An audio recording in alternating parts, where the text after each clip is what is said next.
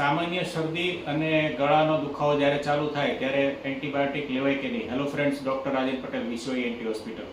તો હમણાં આપણે ઇન્ડિયામાં, સુરતમાં, ગુજરાતમાં એવો ટ્રેન્ડ છે કે ભાઈ જેવું ગળામાં દુખાવો ચાલુ થાય અથવા શરદી થાય એટલે પેશન્ટ પોતે જાતે મેડિકલ પર જઈને એન્ટીબાયોટિક કોઈ પણ ચાલુ કરી દે છે અને ડૉક્ટરની સલાહ લેતા નથી. તો આ તમારા માટે બહુ હાનિકારક વસ્તુ છે. એનું કારણ તમને કહું છું કે મોટાભાગની જે સામાન્ય શરદી સિઝનથી ચાલુ થાય અથવા ગળામાં દુખાવો ચાલુ થાય, શરૂઆતમાં તમને બળે, બરાબર, બેચેની લાગે, તાવ જેવું લાગે અને નાક બંધ થઈ જાય અને તમને ક્યાંય ગમે નહીં, બરાબર, અને શરદી એટલી ભારે થઈ જાય કે તમે એકદમ અસ્વસ્થ થઈ જાવ અને તમને ચેન ન પડે, તો તમને આરામ કરવાનું મન થાય.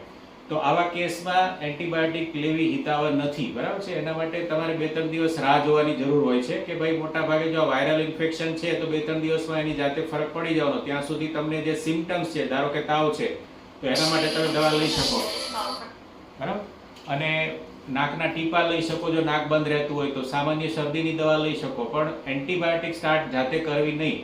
એન્ટીબાયોટિકની જરૂર ક્યારે પડે હવે તમને કહું છું. જ્યારે ધારો કે તમને તાવ જે આવે છે ઉતરતો નથી અને ડૉક્ટર પાસે તમે ચેકઅપ કરાવો છો, ગળામાં ટોન્સિલમાં પસ થઈ ગયું છે, ઇન્ફેક્શન, એને બેક્ટેરિયલ ઇન્ફેક્શન કહેવાય, અથવા ગળામાં પીળો કફ આવે છે અથવા નાકમાંથી પીળો કફ આવે છે, ધેટ સજેસ્ટ કે તમને બેક્ટેરિયલ ઇન્ફેક્શન છે. એવા કેસમાં જ એન્ટીબાયોટિક ચાલુ કરવાની જરૂર પડે.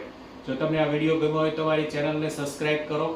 જે લોકો વારંવાર જાતે એન્ટીબાયોટિક લઈ લે છે, મેડિકલ પર જઈને જાતે દવા કરે છે, એમને પણ બતાવો. આ એન્ટીબાયોટિક સારી વસ્તુ નથી. તમારું જે ડાયજેશન છે એને ખરાબ કરે છે, તમારા સારા બેક્ટેરિયા, ગટ બેક્ટેરિયા, એને ડેમેજ કરે છે.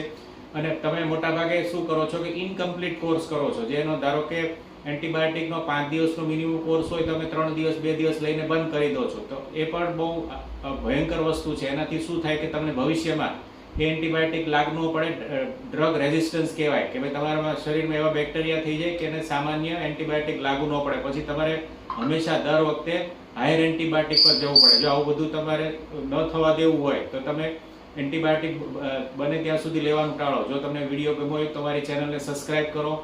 આ વિડીયો બતાવો જે આ લોકો જેટલી ગમે તેમ એન્ટીબાયોટિક લે છે, જાતે લે છે, ડૉક્ટરને બતાવતા નથી અને એમને વારંવાર ઇન્ફેક્શન થાય છે, એમને બતાવો, શેર કરો, સેવ કરો અને લાઈક કરો. Thank you.